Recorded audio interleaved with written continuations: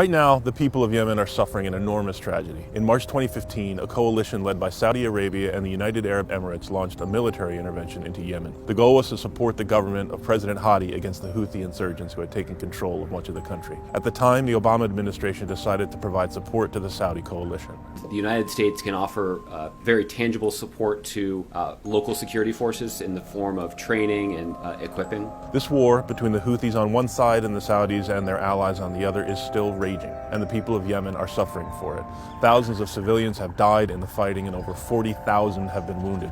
Humanitarian NGO Save the Children estimated that 50,000 people may have died last year from disease and malnutrition. The Saudi coalition has bombed civilian targets like schools and hospitals in their air campaign. 15 million people lack access to clean water and sanitation. 17 million people are at risk of starvation. More than 20 million people, over 2/3 of the population, currently need some kind of humanitarian support. He just had fever and diarrhea, and because they didn't have his medicine, he passed away. More than 1 million suspected cholera cases have been reported, representing potentially the worst cholera outbreak in world history. إيش أكثر شيء كانت يعني الحرب أخذنا منك؟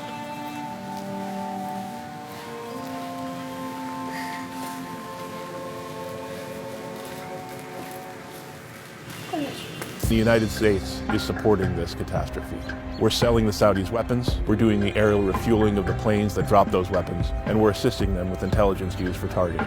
The United States is clearly engaged in this war in Yemen, and this has not been authorized by Congress. That's why Senator Bernie Sanders, along with Senators Mike Lee and Chris Murphy, have introduced a bill under the War Powers Resolution to block any further U.S. military involvement in this disastrous war. Under the Constitution, Congress alone has the power to declare war, and the War Powers Resolution clarifies this power. This bill will force members of Congress to make a choice: either approve U.S. support for the war in Yemen or tell the president to end that support.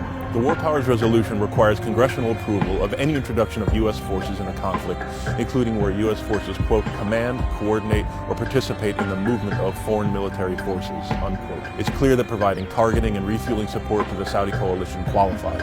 The most serious duty members of Congress have is deciding whether and when to use military force to defend our country. Since 9/11, we have become far too comfortable with America engaging in military interventions all over the world. It's time for Congress to take back its constitutional authority. It's time to stop supporting the war in Yemen.